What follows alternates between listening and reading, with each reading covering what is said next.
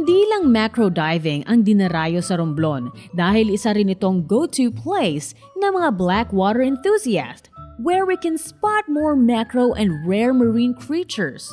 Blackwater diving is, as the name says, during nighttime we go out in the open ocean. Below us is like 200, 300, 400 meters. We dive up to, our safety is 30 meters. We got the line with the buoy and lights attached, and we look for pelagic magic, because during the nighttime it's the biggest migration on the planet Earth. Every night all the critters are coming up to feed or to breed. So there we got the chance to shoot very, very rare level things like fish, shrimps, paper nautilus, different kind of critters.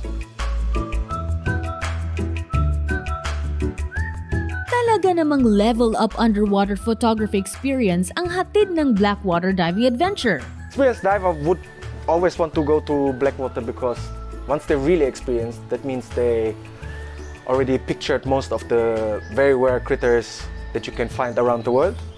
And Blackwater can give you a different alternative, can give you critters that maybe you're the first one who ever see it and put it on picture. That's why people love to make Blackwater, because it's so unique in creatures that you can find.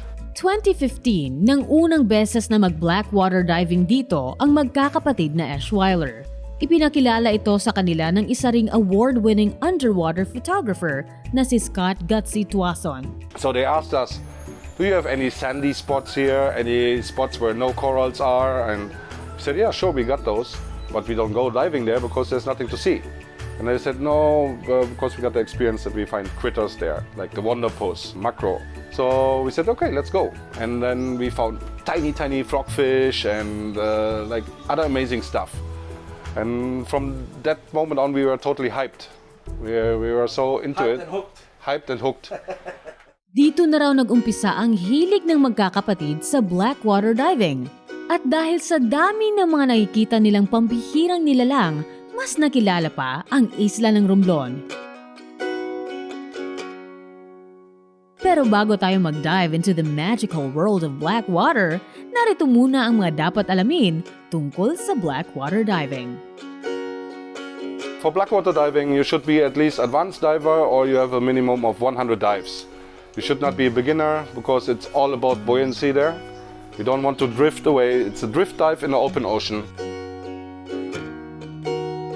We have to keep aligned with the light that we put out there. So the people need to stick together, and while shooting, you can get distracted. You might sink because the object is sinking and you don't realize it until your ears are suddenly sounding alarm because you have to equalize, because you drop deeper.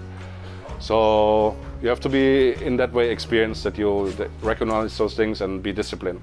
At dahil extra challenging ang Blackwater diving, mahalaga na sumunod sa dive plan. Definitely listen to your dive leader during that point. Usually our guests will have a dive guide with them, additional dive guide who's also spotting. Yeah, you have to listen to the briefing, otherwise you can't do really wrong. Because for the first timers who do Blackwater, even if you're an experienced photographer, like if you go in the reef, you already know, okay, you position yourself like this, you have to put your arm like this, etc., to stabilize. Doing Blackwater, it's all floating. So the object is here, you are here, and you try to bring everything synchron so to take the picture, right? It's way difficult, way more advanced. You have to focus on your breathing, on your technique. The technique that you learned before is way different. Each Blackwater dive is different. You can't say what is coming up this night, what are you gonna see, how is the current that night. It's always different. It's always something you can be having super surprising or sometimes it's a little bit boring. I mean, boring for those who do it regular base.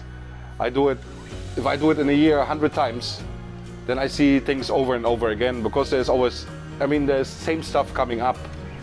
You took many pictures of that, so the more often you do it, you want to see different stuff, of course. But normally for people who do it the first time, the second time, or just during the vacation, they're always happy to see any subject and get a good picture out of it. So the expectations and the challenge for the photographer is to make the best out of the situation and shoot whatever you see and try to make the best picture you can do.